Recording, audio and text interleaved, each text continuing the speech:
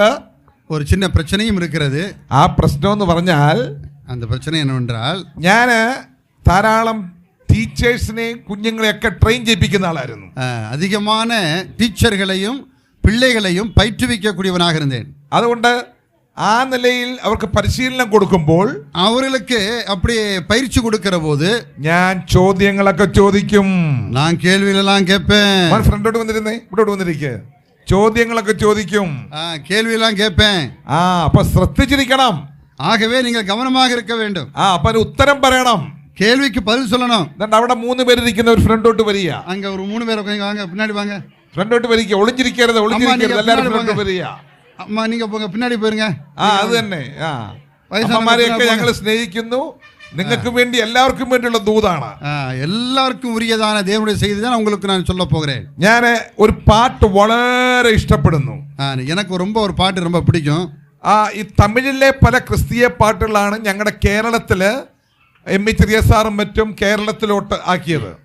തമിഴിൽ இருக்கக்கூடிய അനേക പാടലുകളെ സഹോദരൻ എം.ഇ. ചെറിയൻ അവர்கள் മലയാളത്തിൽ മാറ്റിയിരിக்கிறார். അതുകൊണ്ട് ഞങ്ങൾ പല പാട്ടും തമിഴ് ട്യൂണിലാണ് ഞങ്ങൾ കേൾക്കാറുള്ളത്. ஆகவே தான் நாங்கள் பல பாடல்கள் வந்து தமிழ் பாட்டுடைய ராகத்தை தான் நாங்கள் அங்கே பாடிக்கொண்டிருக்கிறோம். എനിക്ക് അറിഞ്ഞുകൂടാ നിന്റെ ഹിതം പോലെ എന്നെ നിത്യം നടത്തണേ എന്നുള്ള പാട്ട് തമിഴിലുണ്ടോ എന്ന് എനിക്ക് അറിഞ്ഞുകൂടാ. உன் ஹிதம் போ உன் சித்தம் போல என்னை நடத்தும் என்கிற ஒரு பாட்டு தமிழ் இருக்கான்னு எனக்கு தெரியல. ഉണ്ടോ? ഏത് ട്യൂണാ? നിന്റെ ഹിതം പോലെ എന്നെ നിത്യം നടത്തിടണമേ. നിന്റെ ഹിതം ഉമ്മുடைய சித்தம் പോലെ എന്നെ, ഉമ്മുடைய சித்தம் போல என்னை നിത്യം നടത്തിടണമേ. ദിനமும் என்னை நடத்திடுமே. എന്റെ ഹിതം പോലെ എൻ വിருப்பப்படி அல்ல, എൻ പിതാവേ എന്നെ ഹോവേ, എൻ പിതാവേ എൻ ദൈവമേ. നിന്റെ എന്റെ ഹിതം പോലെ അല്ലേ എൻ പിതാവേ എൻ യഹോവേ. என்னுடைய விருப்பத்தின்படி அல்ல, உம்முடைய சித்தம் மட்டுமே ஆகட்டும் என்னில், என் பிதாவே என் தேவனே என்று. നിങ്ങൾ ഈ ഫാസ്റ്റ് ഫുഡ് ഉണ്ടാക്കുന്ന അറിയാമോ? இந்த விரைவு உணவு உங்களுக்கு தெரியுமா? On the spot fast food ഉണ്ടാക്കും. அது சீக்கிரமான ஒரு ഓൺ ദ സ്പോട്ട് ഒന്ന് ട്രാൻസ്ലേറ്റ് ചെയ്ത് പാടാമോ? உடனே துரிதமான உணவு. உடனே ഒന്ന് പാടി നോക്കിയേ. എന്റെ ഹിതം, என்னுடைய சித்தம். പറഞ്ഞോളൂ. എന്റെ ഹിതം തമിഴ് പാട. എൻ ചിത്തം പറ. എൻ ചിത്തം പോലെ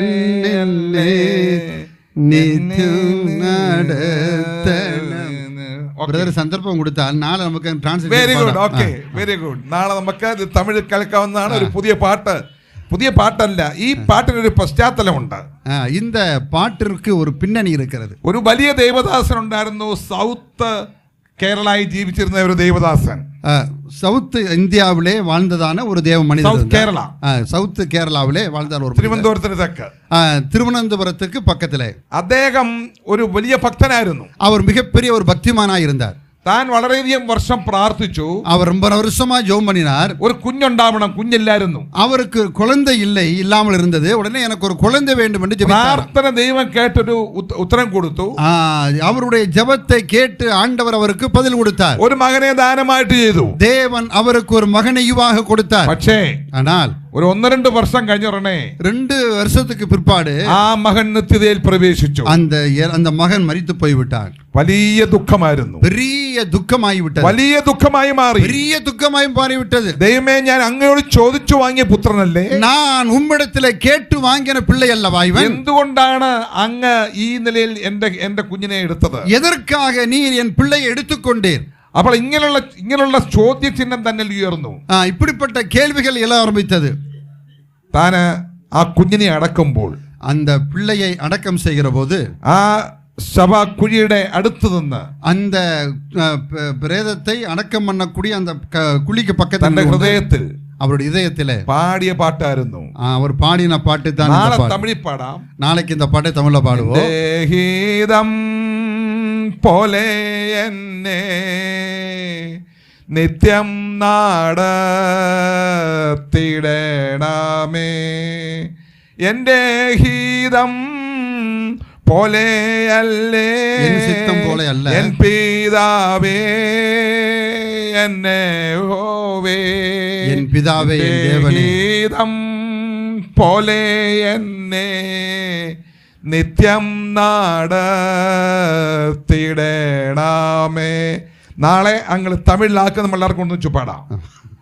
അതുകൊണ്ട് ഇന്നത്തെയും നാളത്തെയും മറ്റന്നാളത്തെ എൻ്റെ വിഷയം இன்றும் நாளையும் நாளை மறுநாளும் என்னுடைய விஷயமானது. ഇപ്പോൾ പ്രിയ ബാബുച്ചായൻ, ഞങ്ങൾ വിളിക്കും ബാബുച്ചായൻ, அருமையான சகோதரர் எம்மி பாபு அவர்களே நாங்கள் നല്ലൊരു பாபுச்சாயன் വിഷയമാണ് അവതരിപ്പിച്ചത്. மிக அருமையான ஒரு விஷயத்தை உங்களிடத்தில் பேசினார். ചിലർക്ക് തോന്നലുണ്ട് സുവിശേഷന്മാരുടെ മാത്രം ജോലിയാണ് സുവിശേഷീകരണം.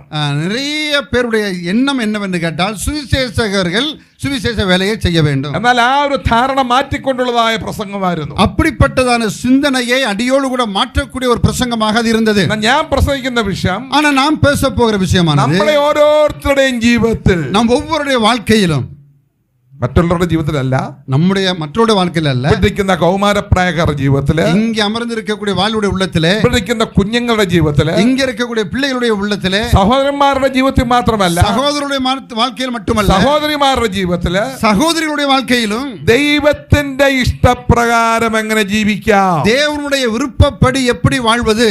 എന്താണ് പറഞ്ഞത് എന്ന് പറഞ്ഞേ, ഞാൻ சொல்லுங்க பார்க்கலாம். ദൈവത്തിന്റെ, தேவனுடைய, പറഞ്ഞു അവിടെ നിന്നാ മതി. அங்கிருந்து நீ சொல்லு. എല്ലാവരുടെയും മനസ്സിൽ കയറിയല്ലോ അത്. எல்லாம் புரிந்து விட்டு ദൈവത്തിന് നമ്മളെ ഓരോരുത്തരെ കുറിച്ച് ഒരു ഉദ്ദേശമുണ്ട്. நம் ஒவ்வொருவரை பற்றும் நம்முடைய ஆண்டவருக்கு மிகப்பெரிய ஒரு திட்டம் இருக்கிறது. എന്നെ കുറിച്ച് ദൈവത്തിനുള്ള ഉദ്ദേശമല്ല, പ്രിയ സഹോദരനെ കുറിച്ചുള്ളത്. என்னை பற்றி இருக்கக்கூடிய நினைவு அல்ல, ஆண்டவர் சகோதரனை பற்றி நினைப்பது. ചില സഹോദരിമാരെ കുറിച്ച് உள்ளதாய் உத்தேசமல்ல, மற்ற சகோதரிமாരെ குறித்து. இங்கே அமர்ந்திருக்கக்கூடிய ஒரு சகோதரியை பற்றி உள்ளதல்ல, இன்னொருத்தருடைய இன்னொரு சகோதரியை பற்றி உள்ளது. அது வித்தியாசமாயிട്ടുണ്ട്. எல்லாருக்குள்ள வித்தியாசங்கள் ஆண்டவர் வைத்திருக்கிறார். പ്രിയ സഹോദര സഹോദരി, அன்பு சகோதர சகோதரிகளே, കൗമാരപ്രായക്കാരായ കുഞ്ഞുങ്ങളെ, வாலிப பிள்ளைகளே, சிறு பிள்ளைகளே, നിങ്ങളുടെ ജീവിതത്തിൽ, உங்களுடைய வாழ்க்கையிலே സൃഷ്ടാവായ ദൈവത്തിന്, நம்மை படைத்ததான ஆண்டவருக்கு, വലിയവനായ ദൈവത്തിന്, மிகப்பெரிய ஆண்டவருக்கு നിങ്ങളെയും കൊണ്ടൊരു ഉദ്ദേശമുണ്ട്. உங்களை குறித்ததான ஒரு மிகப்பெரிய திட்டம் இருக்கிறது. சில காரியங்கள் നിങ്ങളെ കൊണ്ട് ചെയ്യിപ്പിക്കാനായിട്ടുണ്ട്. உங்களை கொண்டு சில காரியங்களை செய்ய வேண்டும் என்று ஆண்டவர் விரும்புகிறார். നാം ആ കാര്യം മനസ്സിലാക്കണം. அந்த காரியத்தை நாம் புரிந்து கொள்ள வேண்டும். ആയതിനാലായിരുന്നേക്കോ ഒരുപക്ഷെ നിങ്ങളെ ഇന്നത്തെ യോഗത്തിലേക്ക് കൂട്ടിക്കൊണ്ടുവന്നത്. ஒருவேளை அதற்காகத்தான் ஆண்டவர் இந்த கூட்டத்திற்கு உங்களை அழைத்துக் கொண்டு வந்திருக்கிறார். എന്താണ് ദൈവത്തിന്റെ ഇഷ്ടം, தேவனுடைய விருப்பம் என்றால் என்ன, അതൊക്കെ നമ്മൾ കാണാനായിട്ട് പോവുകയാണ്. அதைத்தான் நாம் படிக்க போகிறோம். എങ്ങനെ നമുക്ക് ദൈവത്തിന്റെ ഇഷ്ടം കണ്ടുപിടിക്കാൻ നമ്മുടെ ജീവിതത്തിൽ, எப்படி தேவனுடைய சித்தத்தை நம்மாலே புரிந்து கொள்ள முடியும். അതിന് ചില ഉപാധികളുണ്ട്. அதற்கு சில வழிகள் இருக்கிறது. ദൈവം വെച്ചിരിക്കുന്ന ഉപാധികളുണ്ട്.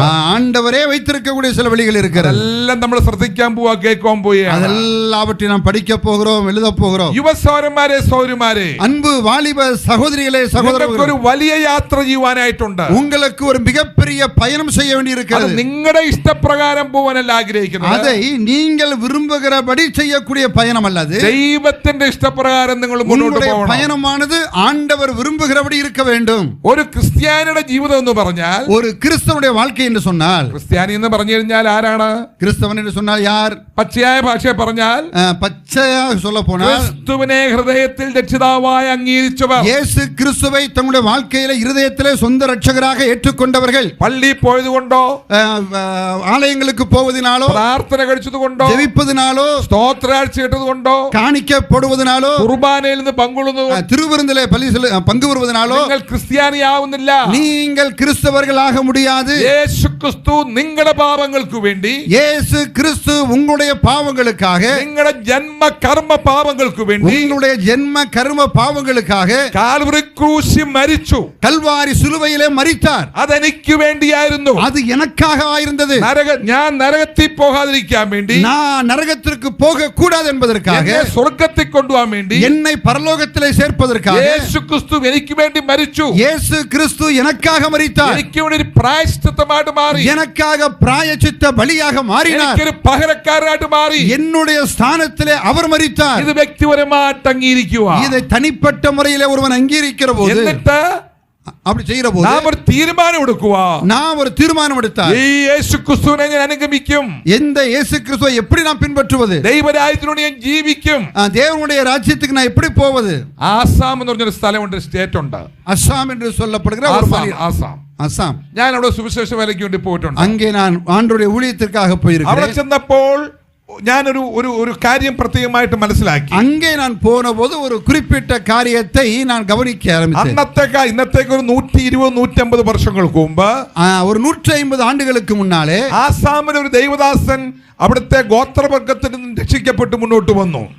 எവിടെ ഗോത്രവർഗത്തിൽ നിന്ന്, அதாவது മലവർഗക്കാര്, அதாவது மலைவாழ் மக்கள் மத்தியில் இருக்கக்கூடிய ஒருவர் ரட்சிக்கப்படும் வந்திருக்கிறார். കാട്ടുവർഗക്കാര്, ஆதிவாசிகள், അതിലും ട്രൈബൽസ് എന്ന് പറയും, ஆதிவாசிகள். അവർ രക്ഷിക്കപ്പെട്ടു. அவர் ரட்சிக்கப்பட்டு விட்டார். യേശുവിനെ അറിഞ്ഞു, இயேசுவை ஏற்றுக்கொண்டார். താൻ യേശുവിനെ അറിഞ്ഞപ്പോൾ அவர் ஆண்டவராய் இயேசு கிறிஸ்துவை ஏற்றுக்கொண்ட போது അവരെല്ലാം പിണങ്ങി, ഗോത്രവർഗക്കാർ പിണങ്ങി. அங்கே இருக்கக்கூடிய அந்த மலைவாழ் மக்கள் எல்லாம் அவரை வெறுக்க ஆரம்பித்தார்கள். ഇവനൊരു പുതിയ സിദ്ധാന്തത്തിന്റെ പുറകെ പോവുകയാണ്. இவன் புதிய ஒரு யாருக்கு பின்னாலேயே போகிறான். അവൻ വിഗ്രഹാരാധന ഉപേക്ഷിച്ചു, அவன் விக்கிரக ஆராதனை விட்டு விட்டான். മറ്റ് രീതികൾ ഉപേക്ഷിച്ചു, மற்ற பழக்கங்களை விட்டு விட்டான். എല്ലാം ഉപേക്ഷിച്ച് எல்லாவற்றையும் விட்டுவிட்டு ആദലെ മുന്നോട്ട് വന്നപ്പോൾ നമ്മുടെ രീതി അനുസരിച്ച് എല്ലാവരും പോകുന്നത്. நம்முடைய வாழ்க்கையை அனுசரித்து அவன் போவதில்லை. ഇവനെ കൊല്ലണം, இவன் சாக வேண்டும். അവരെല്ലാം കൂടെ തീരുമാനിച്ചു, அவரெல்லாரும் தீர்மானித்தார்கள் ഇവനെ കൊല്ലുവാനായിട്ട്.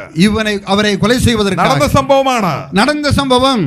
അപ്പോൾ എല്ലാവരും കൂടെ കൂടി, எல்லாரும் அங்கே கூடினார்கள். വലിയ ഒരു കാട്ടിന്റെ ചന്തപ്രദേശത്ത് അവർ കൂടി, ஒரு பெரிய ஒரு காட்டுப்பகுதியில் எல்லாரும் கூடினார்கள். അവിടെ കൂടിയ ശേഷം തന്നെ കൊല്ലുവാനായിട്ട് ശ്രമിക്കുകയാണ്. அவரை கொலை செய்வதற்காக எல்லாரும் முயற்சிக்கிறார்கள். കല്ലെറിഞ്ഞു കൊല്ലുവാനായിട്ട്, கல்லாலே எரிந்து கொலை செய்ய நினைக்கிறார்கள். അദ്ദേഹത്തിന്റെ പേര് ഞാൻ ഓർക്കുന്നില്ല, அவருடைய பெயர் எனக்கு ஞாபகம் இல்லை. അപ്പോൾ അങ്ങനെ നടന്നപ്പോൾ அப்படி இருக்கிற போது അദ്ദേഹത്തോട് അവസാനം പറഞ്ഞു, அவரிடத்தில் கடைசியாக சொன்னார்கள், ഗോത്രപിതാവ്, கோத்திர தலைவன் പറഞ്ഞു, தலைவன் சொன்னான், ഇവിടെ എങ്ക തലവീരിക്കെ തലൈവൻ പറഞ്ഞു, தலைவன் சொன்னான், ഞങ്ങൾ നിന്നെ കൊല്ലുവാൻ പോവുകയാണ്, நாங்கள் உன்னை கொலை செய்ய போகிறோம். നീ പറയണം, நீ சொல்ல வேண்டும், യേശു ക്രിസ്തു ദൈവമല്ല, இயேசு கிறிஸ்து தெய்வம் அல்ல, എന്റെ മോക്ഷദാതാവല്ല, മോക്ഷദാതാവ് എന്റെ രക്ഷകനല്ല, என்னுடைய ரட்சகர் அல்ல എന്ന് നീ പറയണം என்று நீ சொல்ல வேண்டும். നീ പരസ്യമായിട്ട് പറഞ്ഞു കഴിഞ്ഞാൽ, வெளிப்படையாக நீ சொன்னால், ഞങ്ങൾ നിന്നെ കൊല്ലത്തില്ല, நாங்கள் உன்னை கொல்ல மாட்டோம். അപ്പോൾ താന് പറഞ്ഞു, ഞാൻ ചെയ്യത്തില്ല. அவன் சொன்னான், நான் அப்படி ஒரு நாள் சொல்ல மாட்டேன். ആദ്യം അവനെ കൊല്ലാനായിട്ട് ശ്രമിക്കുകയാണ്. எல்லாரும் அவரை கொலை செய்வதற்காக முயற்சிக்கிறார்கள். അപ്പോൾ താൻ പാടിയ ഒരു പാട്ടാണ്, അത് ഇംഗ്ലീഷിലുണ്ട്, തമിഴുണ്ടെന്ന് എനിക്ക് അറിഞ്ഞുകൂടാ. அப்போது அவர் பாடின ஒரு பாட்டு ஆங்கிலத்தில் இருக்கிறது, தமிழ் இருக்கிறது எனக்கு தெரியவில்லை.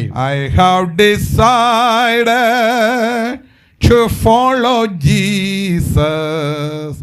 I have decided to follow Jesus. I have decided to follow Jesus. No turning back, no turning back. எல்லாரும் சேர்ந்து பாடலாமா? இயேசுவின் பின்னே போக துணிந்தே, இயேசுவின் பின்னே போக துணிந்தே, இயேசுவின் பின்னே போக துணிந்தே, பின்னோக்கே நான், பின்னோக்கே நான், பின்னோக்கே நான், பின்னோக்கே நான். ഒരു വലിയ വില കൊടുത്ത് താൻ ഒരു തീരുമാനമെടുത്തു. அவர் மிகப்பெரிய ஒரு விலை கொடுத்து ஒரு தீர்மானத்துக்குள்ள വந்தார். മരിച്ചാലും ഞാൻ യേശുവിനെ അനുഗമിക്കും. நான் மரித்தாலும் ஆண்டவருக்காக மரிப்பேன். ഇതാണ് തീരുമാനം. அதுதான் தீர்மானம். അവനാണ് ക്രിസ്തുവിന്റെ അനുയായി. அவன்தான் கிறிஸ்துவை பின்பற்றுகிறவன்.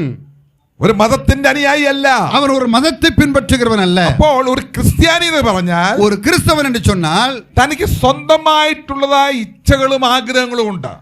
தனக்கென்று சில சுய விருப்பு வெறுப்புகள் இருக்கிறது. തന്റെ പാരമ്പര്യം, தன்னுடைய பாரம்பரியம், തന്റെ നടത്തിപ്പ്, அவனுடைய வாழ்க்கை நடைமுறை, താൻ വളർന്നു വന്നതായ ആ അന്തരീക്ഷം, அவன் வாழ்ந்து வந்ததான சூழ்நிலையில் തനിക്ക് ചില ആഗ്രഹങ്ങളുണ്ട്. அவனுக்கென்று சில விருப்பங்கள் இருக்கும். ലോകപ്രകാരം ഞാൻ ആരാവണം, நான் உலக பிரகாரமாக நான் யாராக வேண்டும், മറ്റു രീതിയിൽ ഞാൻ എങ്ങനെ പോകണം, அந்த காரியத்தை எப்படி செய்ய வேண்டும், അവയെല്ലാം റിനൗൺസ് ചെയ്ത്, അവയെല്ലാം ഉപേക്ഷിച്ച്, அது எல்லாவற்றையும் அவன் நிராகரித்து விட்டு, ഞാൻ ദൈവത്തിന്റെ ഇഷ്ടം എന്റെ ജീവിതത്തിൽ ചെയ്യും, நான் தேவனுடைய விருப்பத்தை மட்டும் செய்வேன், ഞാൻ ദൈവത്തിന്റെ ഇഷ്ടം എന്റെ ജീവിതത്തിൽ ചെയ്യും, நான் தேவனுடைய விருப்பம் மட்டுமே செய்வேன், ദൈവത്തിന്റെ ദൈവത്തിന്റെ ഇഷ്ടത്തിന് വേണ്ടി ഞാൻ സമർപ്പിക്കുന്നു. தேவனுடைய விருப்பத்திற்காக என்னை நானே சமர்ப்பணம் I am செய்கிறேன். submitting myself unto the will of God.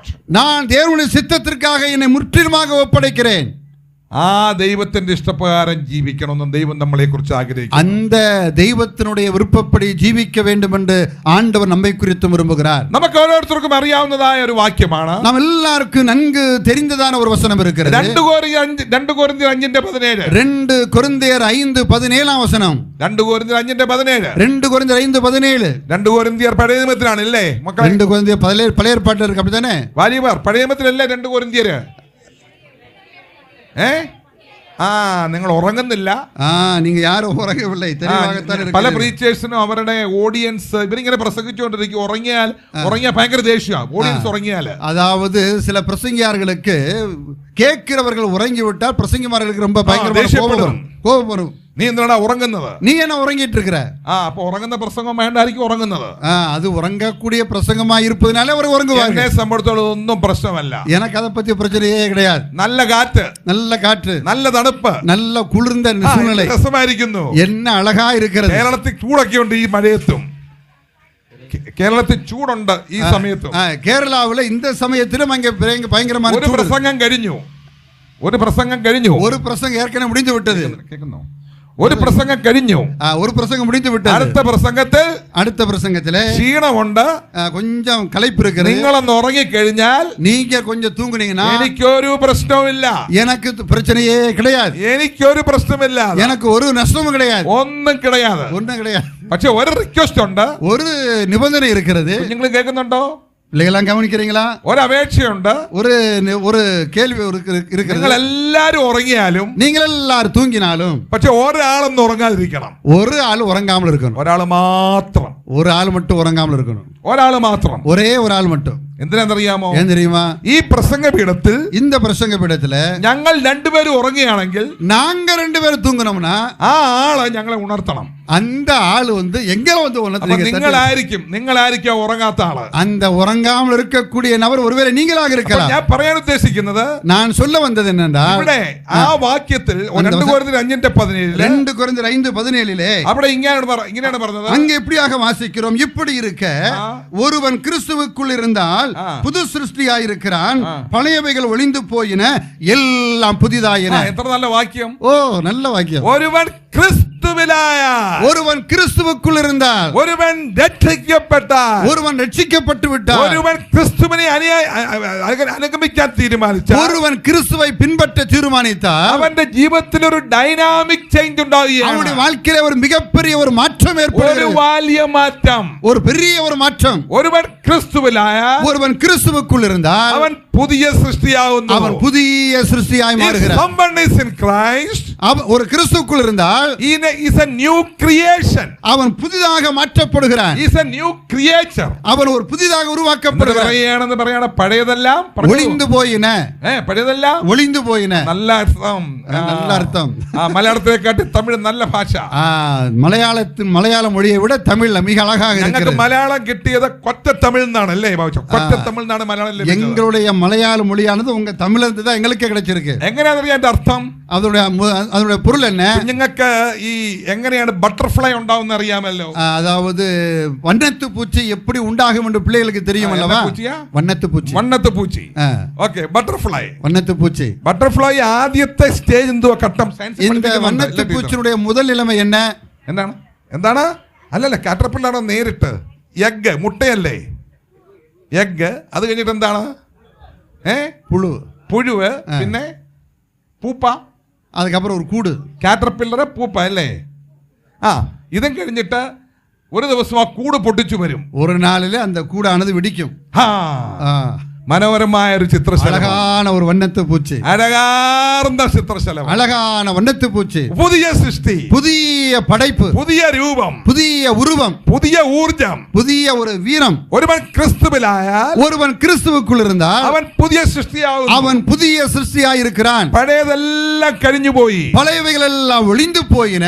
നമ്മള് ഒരു പുതിയ സൃഷ്ടിയായിട്ട്, நம்மை ஒரு புதிய படைப்பாக, നമ്മുടെ ഇഷ്ടമല്ല, நம்முடைய விருப்பப்படி அல்ல, ദൈവത്തിന്റെ ഇഷ്ടം ചെയ്യുവാൻ, தேவனுடைய விருப்பத்தின்படி வாழ்வதற்காக നാം ഒരു പുതിയ സൃഷ്ടിയായിട്ട് മാറുകയാണ്. நாம் ஒரு புதிய படைப்பாக மாற்றப்படுகிறோம். ഞാൻ ചോദിച്ചോട്ടെ, நான் உங்களை பார்த்து கேட்கிறேன், നിങ്ങൾ അങ്ങനെ ഒരു പുതുജീവൻ നിങ്ങളുടെ ജീവിതത്തിൽ ലഭിച്ചിട്ടുണ്ടോ? உங்களுடைய வாழ்க்கையிலே அப்படிப்பட்ட ஒரு புதிய வாழ்க்கை அனுபவம் வந்திருக்கிறதா? നിങ്ങൾ യേശുക്രിസ്തുവിനെ സ്വന്തം രക്ഷിതാവായിട്ട് സ്വീകരിച്ചിട്ടുണ്ടോ? நீங்கள் இயேசு கிறிஸ்துவை உங்கள் வாழ்க்கையிலே சொந்த ரட்சிதாவாக ஏற்றுக்கொண்டிருக்கிறீர்களா? യേശുവിനെ സ്വന്തം രക്ഷിതാവായി സ്വീകരിച്ചില്ലെങ്കിൽ, இயேசு கிறிஸ்துவை சொந்த ரட்சகராக நீங்கள் ஏற்றுக்கொள்ளவில்லை, ഞങ്ങൾ വെറുതെ പാഠം പറയല്ല, நாங்கள் சும்மா சொல்வதல்ல. ദൈവം പറയുന്നു, ஆண்டவர் சொல்லுகிறார், നിങ്ങൾ നരകത്തിലേക്ക് പോകും. நீங்கள் நரகத்திற்கு நிச்சயமாய் போவீர்கள். നരകത്തിലേക്ക് പോകും. எரிகிற அக்கினி நரகத்திற்கு போவீர்கள். നിങ്ങൾ ആ അഗ്നി നരകത്തിന്റെ യാത്രയിലാണോ? நீங்கள் அக்கினி நரகத்தை நோக்கி பயணித்துக் கொண்டிருக்கிறீர்களா? എന്നാൽ ஆனால் നിങ്ങളൊന്ന് പുറകോട്ട് തിരിഞ്ഞ് ஒன்று திரும்பி பார்த்தால், നിങ്ങൾ യേശുവിനെ രക്ഷിതാവായിട്ട് അംഗീകരിച്ചാൽ, இயேசு கிறிஸ்துவை ரட்சகராக ஏற்றுக்கொண்டால், നിങ്ങൾ നരകത്തിൽ പോകാതെ நீங்கள் நரகத்துக்கு போகாமல் നിങ്ങൾ സ്വർഗയാത്രയ്ക്ക് ആരംഭിക്കും. உங்களுடைய பயணம் பரலோகத்தை நோக்கி இருக்கும். നിങ്ങൾ അതിന് അർഹരാണോ? നിങ്ങൾ അതിന് അർഹരാണോ? നിങ്ങൾ நீங்கள் அதற்கு தகுதியானவர்களாக இருக்கிறீர்களா? അല്ലെങ്കിൽ ഇന്ന് രാത്രി அதற்கு உரியவர்களாக இல்லாவிட்டால் കുഞ്ഞുങ്ങളെ, യുവസഹോദരന്മാരെ, அன்பு சகோதர சகோதரிகளே, ഈ തീരുമാനം നിങ്ങൾ എടുക്കണം. நீங்கள் இப்படி நல்ல ஒரு தீர்மானம் எடுக்க வேண்டும். ആ തീരുമാനമെടുത്താൽ, அந்த தீர்மானத்தை நீங்கள் செய்தால் പഴയതെല്ലാം കഴിഞ്ഞുപോയി, பழையவரெல்லாம் ஒளிந்து போயின, നിങ്ങൾ പുതുതായിട്ട് ദൈവത്തിന്റെ ഇഷ്ടപ്രകാരം ജീവിക്കും. நீங்கள் புதிதாக தேவனுடைய விருப்பத்தின்படி நீங்கள் வாழ்வீர்கள். പുതിയ പുതിയ ആഗ്രഹങ്ങൾ, புதிய புதிய விருப்பங்கள், ദൈവനാമ മഹത്വത്തിനു വേണ്ടിയുള്ള ആഗ്രഹങ്ങൾ, தேவனுடைய நாம மகிமைக்கு ஏதுவான சில விருப்பங்கள். പഴയ ലക്ഷ്യമല്ല പുതിയ ലക്ഷ്യം, பழைய விருப்பம், பழைய லட்சியம் அல்ல புதிய லட்சியம், പണ്ട് നടന്നു പോലുള്ള വഴികളല്ല, முன்பு நாம் போனதான பாதை அல்ல, പുതിയ വഴിയിൽ, ആത്മീയ പാതയിൽ இப்போ ஆவிக்குரிய புதிய பாதையிலே போகிறோம். എല്ലാ കാര്യങ്ങളും ദൈവത്തിനെ പ്രസാദിപ്പിക്കാൻ വേണ്ടി, எல்லா விஷயங்களும் கடவுளை பிரியப்படுத்தக்கூடியதாக இருக்கும். ദൈവത്തിനെ പ്രസാദിപ്പിക്കാൻ വേണ്ടി, கடவுளை பிரியப்படுத்தக்கூடியதாக இருக்கும். നിങ്ങളുടെ കല്യാണമൊക്കെ കഴിച്ചവരാണല്ലോ കൂടുതൽ പേരും. இங்க உட்கார்ந்து இருக்கிற அநேகரை பார்க்கிற போது எல்லாமே திருமணமானவர்களாக. ഞാനും പണ്ട് പണ്ട് പണ്ട് പണ്ട് കല്യാണം കഴിച്ച ആളാണ്. நான் ரொம்ப நாள் ரொம்ப வருஷங்களுக்கு முன்னாடி திருமணம் செய்தேன். വർഷങ്ങൾക്ക് മുമ്പ് കല്യാണം കഴിച്ച ആളാണ്. ரொம்ப வருஷங்களுக்கு முன்னாடி நான் திருமணம் செய்தேன். എന്റെ ഭാര്യ സിസ്റ്ററിനെ പോലെ ഒരു ടീച്ചറായിരുന്നു. என்னுடைய மனைவி அருமையான சகோதரியை போல ஒரு டீச்சராக இருந்தார்கள். അപ്പോഴന്ന് ഞാനാണെങ്കിൽ ഗൾഫ് ജോലിയായിരുന്നു. அன்றைக்கு நான் வெளிநாட்டிலே நான் வேலை செய்யக்கூடியவனாக இருந்தேன். കല്യാണാലോചന വന്നു, திருமண ஆலோசனை வந்தது. വന്ന ശേഷം வந்ததுக்கு பிற்பாடு ഞങ്ങളുടെ കല്യാണം കഴിയുണ്ടായി. எங்களுடைய திருமணம் நடந்து முடிந்தது. அதுவரைக்கும் എന്റെ ഭാര്യ, என்னுடைய மனைவி തന്റെ സ്കൂളിൽ ജോലി ചെയ്യാണ്, தன்னுடைய வேலைக்கு போவார்கள். തനിക്ക് ആ നിലയിലൊക്കെ ജീവിച്ചു. அவர்களுக்கு உரிய வாழ்க்கை வாழ்ந்து கொண்டிருந்தார். ഞാൻ വിവാഹം കഴിച്ചപ്പോൾ, நான் திருமணம் செய்த போது അവിടെ ഭാര്യയുടെ ഇഷ്ടത്തിന് ഒരു കുറവ് വരുന്നത്, സ്വന്തം ഇഷ്ടമല്ല, എന്റെ ഇഷ്ടപ്രകാരം ജീവിക്കാൻ ശ്രമിച്ചു. அதற்கு பிற்பாடு தன்னுடைய விருப்பத்தின்படி அல்ல, எனக்கு என்ன பிடிக்குதோ என்னுடைய விருப்பத்தின்படி வாழ்வதற்கு ஆரம்பித்தார். ഇതുപോലെയാണ്. അതുപോലെയാ നാം ക്രിസ്തുവിലായാൽ, நான் கிறிஸ்துவிலானால் നാം ക്രിസ്തുവിന്റെ ഇഷ്ടപ്രകാരം ജീവിക്കണം. நாம் கிறிஸ்துவுக்கு உரிய உகந்ததான வாழ்க்கை வாழ வேண்டும். ദൈവത്തിന്റെ ഇഷ്ടപ്രകാരം ജീവിക്കണം. தேவனுடைய விருப்பப்படி வாழ வேண்டும். നമ്മൾ എന്ത് ചെയ്താലും, நாம் என்ன செய்தாலும், എന്ത് പ്രവർത്തിച്ചാലും, என்ன கிரியை செய்தாலும், എന്ത് പറഞ്ഞാലും, என்ன சொன்னாலும், എന്ത് തിരഞ്ഞെടുത്താലും, எதை நாம் தெரிவு செய்தாலும், അതെല്ലാം ആരുടെ ഇഷ്ടത്തിന് വേണ്ടിയാണ്? அதெல்லாம் யாருடைய விருப்பத்தின்படி தெரிவு செய்ய வேண்டும். ദൈവനാമ മഹത്വത്തിനു വേണ്ടി நாம் செய்வதன் மூலமாக ஆண்டவருடைய நாமம் அங்கே மகிமைப்பட வேண்டும். ഒന്നുറക്കെ പറഞ്ഞേ, ஒன்று தைரியமாய் சொல்லுங்க, சத்தமாய் சொல்லுங்க. ദൈവനാമ മഹത്വത്തിനു വേണ്ടി, தேவனுடைய நாமம் மகிமைக்கு ஏதுவாக. അവിടെ നമ്മൾ വന്ന വഴിയ സാത്താന്റെ വഴിയല്ല, நாம் வந்த பாதை சாத்தானுடைய பாதை அல்ல, നമ്മൾ ദൈവത്തിന്റെ വഴി പ്രകാരം ജീവിക്കണം. நாம் தேவனுடைய பாதையிலே நடக்க வேண்டும். അതുകൊണ്ടാണ് ஆகவேதான் 1 കൊരിന്ത്യർ 10:31 പറയുന്നത്, 1 കൊരിന്ത്യർ 10 1 കൊരിന്ത്യർ 10:31 1 കൊരിന്ത്യർ 10:31 അവിടെ എന്താണ് പറയുന്നത്? പറഞ്ഞോളൂ. வாசிக்கிறோம். ஆகையால் நீங்கள் புசித்தாலும் குடித்தாலும், പറ്റിച്ചാലും புசித்தாலும் குடித்தாலும், പിന്നെ எதை செய்தாலும், എന്ത് ചെയ്താലും, எல்லாவற்றையும் தேவனுடைய மகிமைக்கென்று செய்யுங்கள். ഒന്ന് സ്തോത്രം പറഞ്ഞേ, ஒரு ஸ்தோத்திரம் சொல்லுங்கள். പെന്തക്കോസ്തുകാരാവത്തില്ല കേട്ടോ, സ്തോത്രം പറഞ്ഞാൽ. ஸ்தோத்திரம் சொல்லுவதனாலே, அல்லேலூயா சொல்லுவதனாலே நம்ம யாரும் பெந்தக்கோஸ்து சபையாய் மாறப்போவதில்லை. കുഞ്ഞുങ്ങളെ, பிள்ளைகளே, നിങ്ങൾ എന്ത് ചിന്തിച്ചാലും, நீங்கள் என்ன சிந்தித்தாலும், എന്ത് പ്രവർത്തിച്ചാലും, என்ன கிரியை செய்தாலும், നിങ്ങൾ ആരോഗ്യത്തിനു വേണ്ടി എന്ത് തിന്നാലും കുടിച്ചാലും, உங்களுடைய ஆரோக்கியத்திற்காக எதை புசித்தாலும் குடித்தாலும், നിങ്ങളുടെ ആരോഗ്യം വളർന്ന്, உங்களுடைய ஆரோக்கியம் வளர்ந்து യൗവനയുക്തരായിരിക്കുമ്പോൾ, நல்ல பலசாலியா இருக்கிற போது എന്തിനു വേണ്ടിയായിരിക്കണം? அது எதற்காக இருக்க வேண்டும்? ദൈവനാമ മഹത്വത്തിനു വേണ്ടി. தேவனுடைய நாமம் அதன் மூலமாக மகிமைப்பட வேண்டும். ഞാൻ സംസാരിക്കുന്ന കാര്യങ്ങൾ, நான் பேசக்கூடிய காரியங்கள், ഞാൻ ചിന്തിക്കുന്ന കാര്യങ്ങൾ, நான் சிந்திக்கக்கூடிய ഞാൻ செயல்கள், കാണുന്ന കാര്യങ്ങൾ, நான் பார்க்கக்கூடிய ഞാൻ காரியங்கள், വായിക്കുന്ന കാര്യങ്ങൾ நான் படிக்கக்கூடிய காரியங்கள் എല്ലാം മാറണം, മഹത്വത്തിനു വേണ്ടി മാറണം. அதெல்லாம் எப்படி மாற வேண்டும்? ദൈവത്തിന്റെ മഹത്വത്തിനു വേണ്ടി, தேவனுடைய நாம மகிமைக்கு ஏதுவாக, ദൈവത്തിന്റെ മഹത്വത്തിനു വേണ്ടി, தேவனுடைய மகிமைக்காக ഇത് നമ്മുടെ ജീവിതത്തിൽ ഉണ്ടായിരിക്കണം. இது நம்முடைய வாழ்க்கையிலே கடைபிடிக்க வேண்டும். അപ്പോൾ ദൈവനാമ മഹത്വത്തിനു വേണ്ടി നാം ഓരോരുത്തരും ജീവിക്കണം. நாம் அப்படி செய்கிற போது ஆண்டவருடைய நாமம் அங்கே மகிமைப்படும். നാം പഠിക്കുന്ന കാര്യങ്ങള്, நாம் படிக்கக்கூடிய காரியங்கள் ദൈവനാമ മഹത്വത്തിനു വേണ്ടി, தேவனுடைய நாமம் அதன் மூலமாக மகிமைப்பட അതിനു வேண்டும். വേണ്ടി ഉപയോഗിക്കണം. அதற்காக பயன்படுத்த வேண்டும். നാം ഏത് സ്ഥലത്ത് പോയി ജോലി ചെയ്യണം, நாம் எங்கே போய் வேலை செய்ய வேண்டும்? മുമ്പേ ബാബുച്ചാൻ പറയുണ്ടായി, ക്രിസ്തുവിന്റെ സ്ഥാനാപതികളായിരിക്കണം. நாம் எல்லாருமே கிறிஸ்துவுடைய ஸ்தானாபதிகளாக இருக்கிறோம். அம்பாசிடர்கள், ക്രിസ്തുവിന്റെ സ്ഥാനാപതികളായിരിക്കണം. கிறிஸ்துவுடைய ஸ்தானாபதிகளாக സ്കൂളിൽ പഠിക്കുമ്പോൾ, பள்ளிக்கூடத்தில் படிக்கிற போது ക്രിസ്തുവിനെ നിങ്ങൾ പ്രകടമാക്കണം. நீங்கள் கிறிஸ்துவை பிரசங்கிக்கக்கூடிய அல்லது பிரதிபலிக்கக்கூடியவர்களாக இருக்க வேண்டும். വാക്കുകൾ കൊണ്ടുള്ള പ്രസംഗം മാത്രമല്ല, அது വാர்த்தையின் மூலமாக அல்ல, നിങ്ങളുടെ ജീവിതത്തിൽ, உங்களுடைய வாழ்க்கையிலே, നിങ്ങളുടെ ജീവിതത്തിലെ മാറ്റങ്ങൾ കണ്ട്, உங்களுடைய வாழ்க்கையில ஏற்படுகிற மாற்றங்களை பார்த்து, നിങ്ങളുടെ ജീവിതത്തിലെ സദ്വഴികൾ കണ്ട്, உங்களுடைய இருக்கக்கூடிய நல்ல குணங்களை பார்த்து മറ്റുള്ളവർ പറയണം, மற்றவர்கள் சொல்ல ഓ வேண்டும், ഇവനൊരു ക്രിസ്ത്യാനിയാണ്, இவர்கள் ஒரு கிறிஸ்தவர்கள் என்று சொல்ல வேண்டும், ഇവൻ യഥാർത്ഥ വിശ്വാസിയാണ്, இவர்கள் உண்மையான கிறிஸ்தவர் என்று சொல்ல வேண்டும். അത് മറ്റുള്ളവർ പറയണം, அது மற்றவர்கள் சொல்ல வேண்டும். ക്രിസ്തുവിന്റെ സ്ഥാനാപതികൾ நாம் கிறிஸ்துவின் அம்பாசிடர், ജോലി ചെയ്യുന്ന സ്ഥലത്ത്, வேலை பார்க்கக்கூடிய இடத்தில், ഈ സിസ്റ്ററെ ഒരു സെക്കൻഡറി സ്കൂളിൽ പഠിപ്പിക്കുകയായിരുന്നു. இவர்கள் செகண்டரி ஸ்கூலிலே கற்றுக் கொடுக்கக்கூடிய டீச்சரா இருந்தார்கள். മറ്റുള്ള ടീച്ചേഴ്സ് പറയണം, மற்றுள்ள டீச்சர்கள் சொல்ல ഓ வேண்டும், ഇവൾ ക്രിസ്തുവിന്റെ അനുയായി, இவள் கிறிஸ்துவை பின்பற்றுகிற சகோதரி. നമ്മുടെ വില്ലേജിലെ, நம்முடைய கிராமங்களிலே, നമ്മുടെ വീടിന്റെ അയൽപക്കക്കാര്, நம்முடைய வீட்டுக்கு பக்கத்திலே അവര് குடியிருக்கிறவர்கள் പറയണം, அவர்கள் சொல்ல வேண்டும், അയ്യോ ഒരു വ്യത്യസ്തരായിട്ടൊരു കൂട്ടം, ஐயோ இவர்கள் முற்றிலும் வித்தியாசமாய் இருக்கிறார்களே. ക്രിസ്തുവിന്റെ സ്ഥാനാപതികള്, கிறிஸ்துவின் ஸ்தானாபதிகள். ഞാൻ ഓർക്കുന്നുണ്ട്, நான் நினைத்து பார்க்கிறேன், ഏതാണ്ട് 1990 1990 ஆண்டு, 90 ഞാൻ പിന്നെ ആ സമയത്ത് ഞങ്ങളെല്ലാം അവിടെയാണ് ജോലി ചെയ്യാണ്. நாங்கள் எல்லாமே வெளிநாட்டை வேலை செய்து கொண்டிருந்தோம். ബാബുച്ചായൻ சகோதர பாபு அவர்கள் ഏതാണ്ട് ആ സമയമായപ്പോഴ്, அந்த சமயம் வந்தபோது, നോക്കണം, അന്ന് ആ സ്ഥലങ്ങളിൽ കൂടിവരവൊന്നും പെർമിറ്റഡ് അല്ല. அன்றைய நாட்களிலே சபையானது வெளிநாடுகளிலே, அரபு நாடுகளிலே கூடி வருவதற்கான வாய்ப்புகள் இல்லை. മറയുടെ പിമ്പിൽ നിന്നോ അല്ലെങ്കിൽ പുറത്തൊന്നും പറയാനൊക്കത്തില്ല.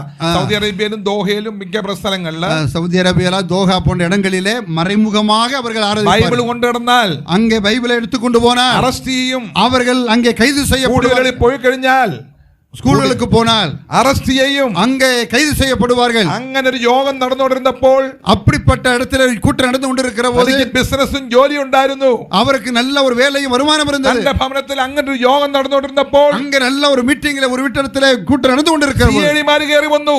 சிஐடிகள் ஏறி வந்தார்கள், ജയിലിലിട്ടു, அவரை அழைத்து கொண்டு போய் ஜெயில போட்டார்கள். അതിനോട് ചേർന്ന്, அதற்கு பக்கத்துல, ആ സമയപരിധിയില്, அந்த பக்கத்துல, അതിനോട് ആ സമയത്താണ് ഇറാഖാണെങ്കിൽ എന്തെന്നറിയാമോ, കുവൈറ്റിനെ ആക്രമിച്ചു. ஈராக்கானது குவைத்தை ஆக்கிரமிக்க വലിയ ஆரம்பித்தது. പ്രശ്നമായി, மிகப்பெரிய பிரச்சனை ஏற்பட்டது. ഗൾഫ് യുദ്ധം വന്നു. அங்கே அரபு நாடுகள் யுத்தம் நடந்தது. ഇസ്രായേലിനെ ആക്രമിക്കാനായിട്ട് അറബികൾ ശ്രമിച്ചു. இஸ்ரவேலை ஆக்கிரமிப்பதற்காக அரபு நாடுகள் அங்கே இணைந்தன. ഇസ്രായേലിലോട്ട് പോകുന്നതായി മിസൈലുകൾ ഞങ്ങൾ കണ്ടു.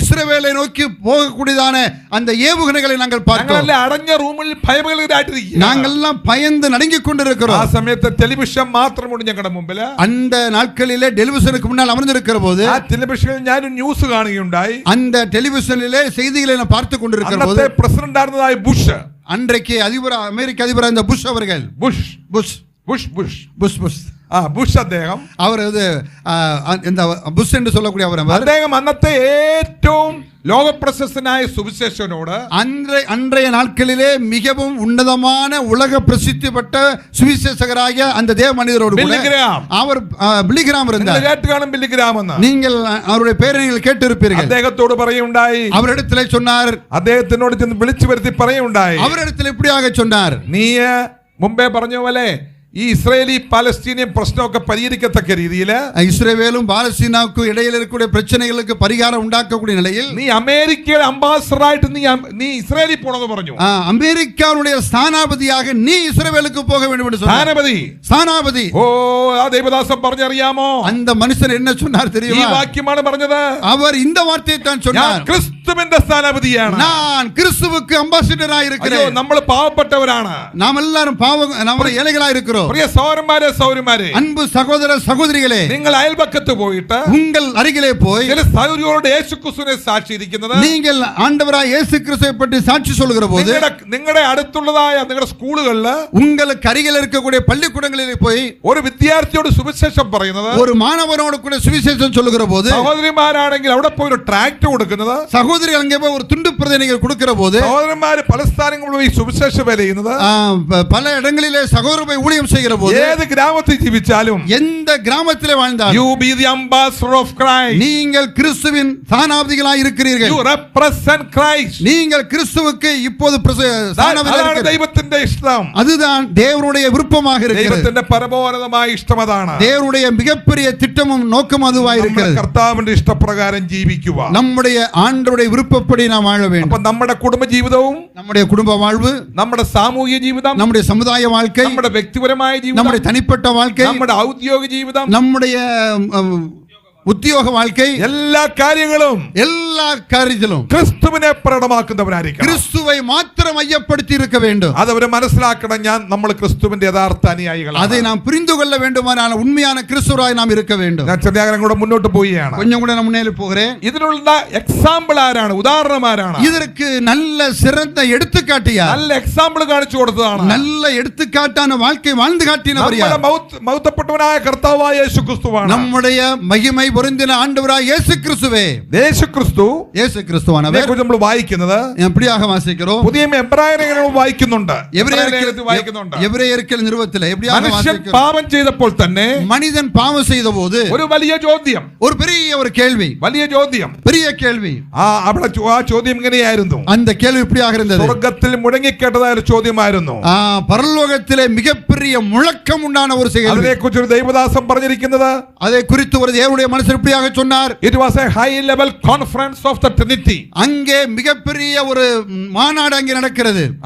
ത്രിത്വത്തിന്റെ ഒരു ഹൈ ലെവൽ കോൺഫറൻസ്. அதாவது திரித்துவத்தினுடைய ஒரு மிகப்பெரிய ஒரு கான்ஃபரன்ஸ். പിതാവായ ദൈവം, பிதாவாகிய தேவன், പുത്രനായ ദൈവം, குமாரனாகிய தேவன், പരിശുദ്ധാത്മാവായ ദൈവം, பரிசுத்தாவியானவராகிய தெய்வம், அவர்கள் கூடினார்கள். ഇങ്ങനെയാണ് പറഞ്ഞിരിക്കുന്നത്. அங்க அப்படிதான் சொல்லி இருக்கிறது. മനുഷ്യൻ പാപം ചെയ്തു, மனிதன் பாவம் செய்து விட்டான், നരകത്തിലേക്ക് പോവാനായിട്ട് പോയി. அவன் நரகத்தை நோக்கி பயணித்துக் கொண்டிருக்கிறான். அவனை யார் வீണ്ടെടുക്കും? அவனை யார் காப்பாற்றுவார்? ആർ അവർക്ക് വേണ്ടി മരിക്കും? யார் அவனுக்காக மரிப்பார்? പാപത്തിന്റെ പരിഹാരം ആർ സിദ്ധിക്കും? பாவத்துக்கு பரிகாரத்தை யார் உண்டாக்குவார்? ലോകത്തിലെ ഒരു നേതാക്കന്മാർക്ക് സാധ്യമല്ല. உலகத்திலே எந்த தலைவனாலும் முடியாது. നല്ലവനായിരുന്ന മഹാത്മാഗാന്ധിക്ക് അത് സാധ്യമല്ല. நல்லவராயிருந்த மகாத்மா காந்தியினால முடியவில்லை. ബുദ്ധന് സാധ്യമല്ല. ശ്രീ ബുദ്ധന് സാധ്യമല്ല. புத்தருக்கு அதெல்லாம் முடியவில்லை. ജൈനന് സാധ്യമല്ല. ஜெயின் என்று சொல்லப்படி அவரால் ராஷ்டிரக்கு சாத்தியமல்ல. சௌராஷ்டிராவுக்கு முடியவில்லை. ராஷ்டிரிய நேதாக்கന്മാർക്ക് സാധ്യമല്ല. அரசியல்வாதிகளால முடியவில்லை. നിങ്ങളുടെ தலைவருக்கு സാധ്യമല്ല. உங்களுடைய தலைவரால முடியவில்லை. രാജൻ തോമസിന് സാധ്യമല്ല. இந்த ராஜன் தாமஸால முடியவில்லை. അപ്പോൾ ഒരു ചോദ്യം വന്നു. അപ്പോൾ ഒരു கேள்வி வந்தது. பாவமில்லாத ഈ ലോകത്തിൽ വന്ന്, இந்த உலகத்திற்கு வந்து, പാപത്തിൽ ജനിക്കാതെ, பாவத்திலே பிறக்காமல், ഈ ലോകത്തിൽ വന്ന്, இந்த உலகத்திற்கு வந்து, പാപമില്ലാത്തവനായിട്ട് ജീവിച്ച്, பாவமில்லாதவராய் வாழ்ந்து, പാപം ചിന്തിക്കാതെ ജീവിച്ച്, பாவமே சிந்திக்காதவராய், പാപം പ്രവർത്തിക്കാതെ ജീവിച്ച്, பாவமே செய்யாதவராய் வாழ்ந்து, പാപത്തിന് പരിഹാരമായിട്ട്, பாவத்திற்கு பரிகாரமாக പാപമില്ലാത്ത രക്തമൊഴുക്കുവാൻ, பாவமில்லாத இரத்தத்தை சிந்துவதற்கு ആർക്ക് കഴിയും? யாரால் முடியும்? ആര് പോവും? யார் போவார்? ഈ ഭൂമിയിലേക്ക് ആര് വരും? இந்த பூமிக்கு யார் போவார்? നിങ്ങൾ വീട്ടിൽ പോയി വായിച്ചോളൂ. நீங்கள் வீட்டில் போய் வாசித்து பாருங்க. 10-ാം അധ്യായത്തിന്റെ 7-ാം വാക്യത്തിൽ, எபிரேயர்கள் நிருபம் 10-ாம் அதிகாரம் 7-ாம் வசனத்தில், ഈ ലോകത്തിലെ ഒരു മനുഷ്യർക്കും, இந்த உலகத்தில் எந்த ஒரு மனிதனாலும், ഈ ലോകത്തിലെ ഒരു പണ്ഡിതനും, எந்த உலகத்திற்கு எந்த ஒரு பண்டிதனும், ഒരു മതസ്ഥാപകനും, எந்த மதத்தை தோற்றுவித்த ഒരു തത്വശാസ്ത്രജ്ഞനും, எந்த விதமான தத்துவ ஞானிகளுக்கும், ഒരു ജ്ഞാനിക്കും, ஒரு ஞானிக்கும், ആർക്കും പാപത്തിന്റെ പരിഹാരം സിദ്ധിക്കാനായിട്ട് കഴിയും. எந்த ஒரு மனிதனாலும் பாவத்திற்கு பரிகாரத்தை உண்டாக்கவே முடியாது. ആർ നമുക്ക് വേണ്ടി പോവും? யார் நமக்காக போவார்? അപ്പോൾ ആ ഒരു കുഞ്ഞാട് പുത്രൻ വരുന്നു. அங்குதான் குமாரனாகிய இயேசு கிறிஸ்துவானவர் வருகிறார். ദൈവമേ, என் தேவனே, നിന്റെ ഇഷ്ടം ചെയ്യുവാൻ, உம்முடைய சித்தத்தின்படி செய்ய, ത്രിത്വത്തിന്റെ ഇഷ്ടമായിരുന്നു യേശു ക്രിസ്തു ലോകത്തിലേക്ക് വന്നത്. பிதாவினுடைய விருப்பமாக இருந்தது இயேசு கிறிஸ்து இந்த உலகத்திற்கு வந்தது. അങ്ങനെയാണ് ദൈവമായിരുന്നവൻ, அப்படிதான் தெய்வமாக இருந்தவர் ഈ ലോകത്തിലേക്ക്, இந்த உலகத்திற்கு പാപമില്ലാതെ കന്യകയിൽ കൂടെ ജനിച്ച പാവമില്ലാத பாவமில்லாமல் கன்னிகையிலே அவர் வாழ்ந்து ശാപം നിറഞ്ഞ ലോകത്തിലേക്ക് വന്നത്. இந்த சாபம் சபிக்கப்பட்ட இந்த உலகத்திற்கு வந்தார். ദൈവത്തിന്റെ ഇഷ്ടം ചെയ്യുവാൻ, தேவனுடைய விருப்பத்தை செய்வார். ആരാണ് നമ്മുടെ എക്സാമ്പിൾ? அவர்தான் நமக்கு மிகப்பெரிய எடுத்துக்காட்டாக இருக்கிறார். മാത്രമാണ് നമ്മുടെ இயேசு கிறிஸ்துவே நம்முடைய சிறந்த எடுத்துக்காட்டாக இருக்கிறார். നമ്മുടെ എടുത്തുകാട്ടായി இருக்கிறார். അവസാനം യേശുക്രിസ്തുവിന്റെ ജീവിതത്തിന്റെ അവസാനത്തില് ആണ്ടവരായ യേശു ക്രിസ്തുവിന്റെ வாழ்க்கையின் இறுதியிலே താൻ ഒരു ദൈവമായിരുന്നവൻ സമ്പൂർണ്ണ മനുഷ്യനായി തീർന്ന് அவர் தான் ஒரு தேவனுடைய குமாரன் தேவன் என்பதை புரிந்து கொண்டது സമ്പൂർണ്ണ മനുഷ്യനായിട്ട് ലോകത്ത് ജീവിക്കുമ്പോൾ அவர் இந்த உலகத்தை നன்கு புரிந்து கொண்டு வாழ்ந்தபோது ഒരു തെറ്റ് ചെയ്തിട്ടില്ലെങ്കിലും அவர் ஒரு தவறு செய்யாவிருந்தார், ഒരു പാപത്തിന്റെ ലേശമില്ലായിരുന്നുവെങ്കിൽ அவரிடத்தில் கடுகளவு கூட பாவம் இல்லாமல் இருந்தார், അവൻ നീതിമാനായിരുന്നെങ്കിലും அவர் நீதிமானாயிருந்தும் പീലാത്തോസ് അവനെ ക്രൂശിക്കുവാനായിട്ട് പോവുകയാണ്. பிலாத்து அவரை சிலுவையில் அறையவனுக்கு ஒப்புக்கொடுக்க രാത്രി 12 മണി இரவு 12 மணி இருக்கும். യേശു ക്രിസ്തു ഗെത്സമനെ പ്രാർത്ഥിക്കുകയാണ്. இயேசு கிறிஸ்துவானவர் கெத்செமனே தோட்டத்தில் அவர் ஜெபிக்கிறார். താൻ തന്റെ സമ്പൂർണ്ണ മനുഷ്യത്വത്തിൽ ദൈവത്തോട് പിതാവിനോട് പ്രാർത്ഥിക്കുകയാണ്. அவர் பிதாவினோடு கூட ஜெபிக்கிறார். എങ്ങനെയാണ് താൻ പ്രാർത്ഥിച്ചത്? அவர் இப்படிதான் ஜெபித்தார். അയ്യോ പിതാവേ, பிதாவே, കഴിയുമെങ്കിൽ கூடுமானால் ഈ പാനപാത്രം, இந்த பானபாத்திரம், മരണമെന്ന പാനപാത്രം, அதாவது மரணமாகிய இந்த பாத்திரம், ഇതുപോലൊരു മരണമുണ്ടായിരുന്നോ? ഇതുപോലൊരു മരണമുണ്ടായിരുന്നോ? ഇതുപോലെ ഒരു മരണം ഇരുന്നതാ? ഈ പാനപാത്രം, இந்த பாத்திரம், ഈ മരണം, இந்த மரணமாகிய பாத்திரம் എന്നിൽ നീക്കണമേ, എന്നിലിருந்து മാറ്റണമേ. അയ്യോ, അടുത്ത വാക്ക് പറഞ്ഞു. അടുത്ത വാர்த்தை சொல்கிறார். എങ്കിലും ஆனாலும் പറഞ്ഞു പറഞ്ഞേ, என்னுடைய விருப்பத்தின்படி அல்ல, உம்முடைய விருப்பத்தின்படியாக இருக்கிறது. ஹalleluya. എന്റെ ഇഷ്ടമല്ല, என்னுடைய விருப்பத்தின்படி அல்ல, സമ്പൂർണ്ണ മനുഷ്യത്വത്തെ എന്റെ ഇഷ്ടമല്ല, என்னுடைய விருப்பத்தின்படி அல்ல, അങ്ങയുടെ ഇഷ്ടം, உம்முடைய விருப்பத்தின்படி, ദൈവത്തിന്റെ ഇഷ്ടം, தேவனுடைய விருப்பத்தின்படி. ഞാനത് ചോദിച്ചോട്ടെ, நான் ஒரு கேள்வி கேட்கிறேன். അങ്ങനെയാണെങ്കിൽ നമ്മൾ എങ്ങനെയാണ് ജീവിക്കേണ്ടത്? அப்படியான நாம் எப்படி ஜீவிக்க வேண்டும்? ഒന്ന് പറഞ്ഞോളൂ മക്കളെ, அன்புக்குரிய பிள்ளைகளை சொல்லுங்க, പറഞ്ഞോളൂ, ഒന്ന് சொல்லுங்கள். ദൈവത്തിന്റെ സമ്പൂർണ്ണ ഇഷ്ടത്തിൽ, தேவனுடைய பரிபூரணமான சித்தத்தின்படி, ദൈവത്തിന്റെ സമ്പൂർണ്ണ ഇഷ്ടത്തിനു വേണ്ടി, தேவனுடைய பரிபூரணமான சித்தத்திற்காக നാം പൂർണ്ണമായിട്ട് സമർപ്പിക്കണം. நம்மை நாமே பரிபூரணமாக சமர்ப்பணம் செய்ய வேண்டும். ജീവിതം നയിച്ചാലും, எப்படிப்பட்ட வாழ்க்கை வாழ்ந்தாலும், വലിയ പണക്കാരൊന്നും അല്ലായിരുന്നേക്കാം, நான் ஒருவேளை பணக்காரன் இல்லாமல் இருக்கலாம், സാധാരണക്കാര്, കൃഷിക്കാര്, ஒரு சாதாரண விவசாயியாக இருக்கலாம், നമ്മുടെ കാർഷിക രംഗത്ത് നമ്മൾ പ്രവർത്തിക്കുന്നവരായിരുന്നു, ஒருவேளை அரசியல் கட்சிகளை நாம் എപ്പോഴും നമ്മുടെ പ്രാർത്ഥന എന്തായിരിക്കണം? நம்முடைய ஜெபம் எப்படியாக இருக்க வேண்டும்? ഇന്ന് രാത്രി നമ്മൾ ഇവിടുന്ന് പോകുമ്പോൾ இங்கிருந்து நீங்கள் இந்த இரவு போகிற போது പ്രാർത്ഥന ഉണ്ടായിരിക്കണം. நம்முடைய ஜெபம் எப்படியா இருக்க தெரியுமா? കർത്താവേ, ദൈവത്തിന്റെ ഇഷ്ടം എന്നിൽ നിറവേറണമേ. ஆண்டவரே, உம்முடைய சித்தம் என் வாழ்க்கையிலே நிறைவேறட்டும். നാം ഒരു കാര്യം ഓർക്കേണ്ടിയിരിക്കുന്നു. ഒരു കാര്യത്തെ നാം நினைக்க வேண்டும். നമ്മുടെ പഴയ അവസ്ഥ എന്തായിരുന്നു? நம்முடைய பழைய நிலைமை எப்படியாக இருந்தது? നമ്മളെ ആരുടെ ഇഷ്ടപ്രകാരം ഇച്ഛപ്രകാരമായിരുന്നു നമ്മൾ யாருடைய விருப்பத்தின்படி, யாருடைய சித்தத்தின்படி நாம் செய்து கொண்டிருந்தோம். നമ്മൾ ബൈബിളിലെ എഫേസ്യർ ലേഖനം വായിക്കുമ്പോൾ, വേദ പുസ്തകത്തിലെ എഫേസ്യർക്ക് നിരുപത്തിലെ, എവിടെയാണ്? പുതിയ നിയമത്തിലല്ലേ? പുതിയ ഏർപ്പാട് തന്നെ இருக்குது. അതോ പഴയ നിയമത്തിലാണോ? മക്കളെ, പഴയ ഏർപ്പാടിൽ இருக்குதா? ബൈബിൾ കൊണ്ടൊന്നുമില്ലടാ മോനെ. 3B പഠിക്കുന്നവന് 3Bയിലാ പഠിക്കുന്നത്. ബൈബിൾ കൊണ്ടുവരണം കേട്ടോ, ബൈബിൾ കൊണ്ടുവരണം. എഫേസ്യർ ലേഖനം 2-ാം അധ്യായം, എഫേസ്യർക്ക് 2-ാം അധികാരം, അവിടെ അതിന്റെ ആദ്യ ഭാഗത്ത് പറയുന്നുണ്ട്, അതിലെ முதல் வசனம் വാസിக்கிறோம். അതിക്രമങ്ങളിലും പാപങ്ങളും മരിച്ചവരായിരുന്നു നിങ്ങളെയും അവൻ ഉയർപ്പിച്ചു. അക്രമങ്ങളിനാലും പാവങ്ങളിനാലും മരിച്ചവരായിരുന്ന ഉങ്ങളെ ഉയർപ്പിത്താർ. നമ്മൾ ആത്മീയമായിട്ട് മരിച്ചവരായിരുന്നു. ആവിക്കുரிய നിലയിലെ നീങ്ങളും നാനും മരിച്ചവരായിരുന്നു. നമ്മൾ സ്വർഗത്തിന്റെ വചനം പ്രവർത്തിക്കത്തില്ല, നാം പരലോകത്തിന് വിരുപ്പപ്പടി നാം ചെയ്യുന്നതില്ലേ. മരിച്ചവർ എന്നുള്ളതിന്റെ അർത്ഥം മരിച്ചു പോണ നിലമ എന്ന് சொல்வது nothing to do, എന്നാൽ എതും முடியாது എന്ന് പറഞ്ഞാൽ എനിക്ക് ആത്മീയ കാര്യങ്ങളിൽ താല്പര്യമില്ല, എനിക്ക് ആവിക്കുரிய നിലമയിൽ വിരുപ്പമില്ലേ. എനിക്കാണെങ്കിൽ ദൈവത്തിന്റെ ശബ്ദം കേൾക്കണ്ട, എനിക്ക് ദേവനുடைய சத்தத்தை கேட்க பிடிப்பதில்லை, പ്രാർത്ഥിക്കാനൊട്ടുന്നില്ല, എന്നാലെ ജപിக்க முடியாது, എനിക്ക് ദൈവത്തോടുള്ള ഒരു ഹൃദയമില്ല, എനിക്ക് ദേവനോട് കൂടെ ചേരുവதற்கான இதயமில்லை. കാരണം അതിക്രമങ്ങളിലും പാപങ്ങളും നാം മരിച്ചു. அதுக்கு என்ன காரணம்? അക്രമങ്ങളിനാലും പാവങ്ങളിനാലും മരിച്ചവരായി. അവിടുന്ന് നമ്മളെ ആത്മീയമായിട്ട് ഉയർപ്പിച്ചു, ആവിക്കുரிய നിലയിലെ ദേവൻ നമ്മെ ഉയർപ്പിത്താർ. രക്ഷിക്കപ്പെട്ടപ്പോൾ അതാണ് സംഭവം. അതെല്ലാം രക്ഷിക്കപ്പെട്ട പോത് നടന്നത്. എന്നാൽ നമ്മുടെ അവസ്ഥ എന്തായിരുന്നു അതിനു മുമ്പ്? அதுக்கு முன்பாக நம்முடைய நிலைமை எப்படி இருந்தது? അയ്യോ, അത് വളരെ ഘോരമായിരുന്നു. அது மிக பயங்கரமான ஒன்றாக இருந்தது. വായിക്കുന്നത് 2-ാമത്തെ വാക്യം, 2-ാം വചനത്തിൽ നാം വാസിக்கிறோம், அவைகளில் நீங்கள் முற்காலத்திலே இவ்வுலக வழக்கத்திற்கேற்றபடியாகவும் கீழ்ப்படியாமையின் பிள்ளைகளிடத்தில் இப்பொழுது கிரியை செய்கிற ஆகாயத்து அதிகார பிரபுவாகிய ஆவிக்கேற்றபடியாகவும் நடந்து கொண்டீர்கள். ആരുടെ നിയന്ത്രണത്തിലായിരുന്നു നമ്മൾ? அதற்கு முன்னாலே யாருடைய கண்ட்ரோலில் நாம் இருந்தோம்? നമ്മൾ സംസാരിക്കുന്നത്, நாம் பேசினது, നമ്മൾ ഇടപെടുന്നത്, நாம் இடைப்பட்டது, നമ്മുടെ ഉദ്ദേശങ്ങള്, நம்முடைய நோக்கங்கள், നമ്മുടെ ആഗ്രഹങ്ങള്, நம்முடைய விருப்பங்கள் എല്ലാം ആരുടെ നിയന്ത്രണത്തിലായിരുന്നു? யாருடைய விருப்பத்தின்படியாக இருந்தது? ആരായിരുന്നു നമ്മളെ നയിച്ചുകൊണ്ടിരുന്നത്? யார் நம்மை வழிநடத்திக் கொண்டிருந்தது? അയ്യോ, ആകാശത്തിന്റെ അധിപതി அவன்தான் இந்த பொல்லாத உலகத்தினுடைய அதிபதியாக இருக்கிறவன், சாத்தான். സാത്താന്റെ അധികാരത്തിലായിരുന്നു. சாத்தானுடைய அதிகாரத்துக்குள்ளே நாம் இருந்தோம். ആ നിലയിൽ സാത്താന്റെ നിയന്ത്രണത്തിൽ, சாத்தானுடைய அதிகாரத்துக்குள்ளே இருந்தതാണ് நம்மை. സാത്താന്റെ അധികാരത്തിൽ, சாத்தானுடைய அதிகாரத்தில் இருந்த നമ്മൾ நம்மை, അവന് ഇഷ്ടത്തിന്, സാത്താന്റെ ഇഷ്ടത്തിന് சாத்தானுடைய விருப்பத்தின்படி വിധേയപ്പെട്ടവനായിരുന്നു.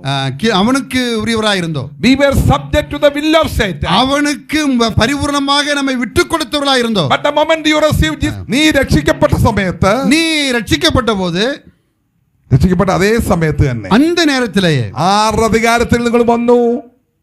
ആരുടെ അധികാരത്തിൽ നിങ്ങൾ വന്നു? யாருடைய அதிகாரத்துக்குள்ளாக வந்தீர்கள்? ക്രിസ്തുവിന്റെ അധികാരം, கிறிஸ்துவினுடைய அதிகாரத்துக்குள்ளே, ക്രിസ്തുവിന്റെ ഇഷ്ടപ്രകാരം கிறிஸ்துவினுடைய விருப்பத்தின்படி செய்ய, അവനെ അനുഗമിപ്പാനായി, அவரை பின்பற்றுவதற்காக. ഈ മാറ്റം നിങ്ങൾക്കുണ്ടോ? இந்த மாற்றம் இப்பொழுது உங்களிலே காணப்படுகிறதா? അപ്പോൾ നമ്മൾ അങ്ങനെയാണെങ്കിൽ, அப்படி இருந்தால், ഞാൻ ഇതോടെ അവസാനിപ്പിക്കുകയാണ്. இதை சொல்லி நான் முடிக்கிறேன். നിങ്ങൾ ക്രിസ്തുവിന്റെ അധികാരത്തിലും നിയന്ത്രണത്തിലും വന്നെങ്കിൽ, நீங்கள் கிறிஸ்துவனுடைய அதிகாரத்துக்குள்ளே வழிநடத்தலுக்குள்ளே நீங்கள் இருந்தால், ദൈവത്തിൽ നിങ്ങളെ കൊണ്ടൊരു ഇതുണ്ട്. ஆண்டவருக்கு உங்களை குறித்து சில திட்டங்கள் இருக்கிறது, ചില പ്ലാൻ ഉണ്ട്, ചില പദ്ധതികളുണ്ട്, சில திட்டங்கள் இருக்கிறது, ചില പദ്ധതികളുണ്ടായിരുന്നു. சில திட்டங்கள் இருக்கிறது. ഞാൻ എൻ്റെ മാരേജിന്റെ കാര്യം പറഞ്ഞു. എൻ്റെ കല്യാണം കഴിച്ചത്, என்னுடைய திருமணத்தை பற்றி உங்களுக்கு ഭാര്യയ്ക്ക്, என்னுடைய மனைவி കേരള ഗവൺമെന്റ് ജോലിയായിരുന്നു. அவளுக்கு கேரள அரசாங்கத்துடைய வேலை இருந்தது. ഹൈസ്കൂളിൽ പഠിപ്പിക്കുകയായിരുന്നു. அரசு மேல்நிலை பள்ளியிலே டீச்சராக பணிபுரிந்தார்கள். അവിടെ ഇരുന്നുകൊണ്ട്, அங்கிருந்து கொண்டு പ്രൊമോഷൻ ചെയ്ത് பதவி உயர்வு பெற்று AEO DEO ഒക്കെ പോകണമെന്ന് ആഗ്രഹം ഉണ്ടായിരുന്നു. பெரிய பதவிக்கு உயர வேண்டும் என்று விருப்பம் இருந்தது. എന്റെ ഇഷ്ടം അല്ലായിരുന്നു. ஆனா என்னுடைய விருப்பம் அது அல்லாம இருந்தது. എന്റെ ഇഷ്ടം എന്ന് അറിയാമോ? என்னுடைய விருப்பம் என்ன தெரியுமா? നീ വരണം എൻ്റെ കൂടെ, നീ എൻ കൂടെ വരണം. നിർത്ത്, நீ என் கூட வரணும், എൻ്റെ കൂടെ ജീവിക്കണം, என்னோட வாழ வேண்டும், എൻ്റെ ഇഷ്ടപ്രകാരം ജീവിക്കണം, என் இஷ்டப்படி செய்ய வேண்டும். അപ്പം വൈഫ് എന്ത് ചെയ്യുന്നറിയാമോ? ജോലി, என்னுடைய மனைவி என்ன செய்தா தெரியுமா? കേരള ഗവൺമെന്റ് ജോലി, கேரள அரசாங்கத்துடைய இந்த வேலையை ராஜினாமா செய்தார். എന്നെ അനുഗമിക്കാൻ ശ്രമിച്ചു. என்னை பின்பற்ற ஆரம்பித்தார். നമുക്ക് ആ പാടുന്ന പാടാം. அப்ப நம்ம பாடலாம். എന്താണ് പാടുന്നത്? இயேசுவின் பின்னே, ഒന്ന് പറഞ്ഞേ. இயேசுவின் பின்னே போகத் துணிந்தே, இயேசுவின் பின்னே போகத் துணிந்தே, இயேசுவின் பின்னே போகத் துணிந்தே, பின்னோக்கே நான், பின்னோக்கே நான், பின்னோக்கே நான், பின்னோக்கே நான். இந்த தீர்மானம் உங்களுக்கு இருக்கா? இல்லாவிட்டால், ഇതുവരെ എടുത്തില്ല എങ്കിൽ, இதுவரைக்கும் இருந்தால், இன்று இரவு இயேசுவை പാപങ്ങൾ ഏറ്റുപറഞ്ഞ്, பாவங்கள் ஆண்டவரிடத்தில் அறிக்கை செய்து, യേശു നിങ്ങൾക്ക് വേണ്ടി മരിച്ചു എന്ന് വിശ്വസിച്ച്, இயேசு கிறிஸ்து உங்களுடைய பாவங்களுக்காக மரித்தார் என்பதை விசுவாசித்து യേശുവിനെ അനുഗമിക്കുക, இயேசுவை பின்பற்றுவதற்கு. അങ്ങനെ തീരുമാനം എടുക്കാനായിട്ട് ആരെങ്കിലും ഉണ്ടോ? அப்படி தீர்மானம் எடுக்க யாராவது இங்க இருக்கிறீர்கள்? ഇതുവരെയും അങ്ങനെ ഒരു തീരുമാനം എടുത്തിട്ടില്ല. இதுவரைக்கும் அப்படிப்பட்ட ஒரு தீர்மானம் செய்யாத யாராவது இருந்தால், യേശുവിനെ അനുഗമിക്കും. இன்று முதல் நான் இயேசுவை பின்பற்ற விரும்புகிறேன். തീരുമാനം എടുക്കുവാനായിട്ട് ആഗ്രഹമുണ്ടോ? யாருக்காவது விருப்பம் இருக்கிறதா? ഉണ്ടെങ്കിൽ നിങ്ങളുടെ കരങ്ങളെ ഉയർത്തുക. விருப்பம் இருந்தால் உங்களுடைய கரங்களை நீங்கள் உயர்த்துங்கள். ആരെങ്കിലും ഉണ്ടോ? யாராவது இருக்கிறீர்களா? ഞങ്ങൾ, பிள்ளைகள், കൗമാരപ്രായക്കാർ, வாலிப பிள்ளைகள், യുവാക്കന്മാർ, வாலிபர்கள், ആരെങ്കിലും ഉണ്ടോ? யாராவது இருக்கிறீர்களா? ഉണ്ടെങ്കിൽ നിങ്ങളുടെ കരങ്ങളെ ഉയർത്തുക. இருந்தால் உங்களுடைய கரங்களை உயர்த்துங்கள். നാണിക്കരുത്, ലജ്ജിക്കരുത്. ஒருபோதும் நீங்க வெட்கப்படக்கூடாது. അങ്ങനെയാണ് നിങ്ങളോട് ഞങ്ങൾ സംസാരിക്കാം. அப்படி ஆனா உங்களோடு கூட நான் பேசுவேன். ദൈവത്തിന്റെ ആത്മാവ് നിങ്ങളിൽ പ്രവർത്തിക്കട്ടെ. பரிசுத்த ஆவியானவர் உங்களோடு கூட தொடர்ந்து இடைபடுவாராக. ദൈവത്തിന്റെ ഇഷ്ടം നിറവാനായിട്ട് നമുക്ക് പ്രാർത്ഥിക്കാം. നമ്മുടെ ജീവിതത്തിൽ தேவனுடைய விருப்பப்படி வாழ்வதற்கு நம்மை விட்டு கொடுப்போம். അങ്ങനെ സമർപ്പണം നമുക്കുണ്ടാവണം. அப்படிப்பட்ட ஒரு சமர்ப்பணம் நம்ம வாழ்க்கையில் உண்டாகட்டும். കമ്മിറ്റ്മെന്റ് ഉണ്ടാവണം. அப்படிப்பட்ட ஒரு சமர்ப்பணம் உண்டாகட்டும். ദൈവം നിങ്ങളെ ഓരോരുത്തരെ സഹായിക്കും. கடவுள் உங்கள் ஒவ்வொருவருக்கும் உதவி செய்வாராக.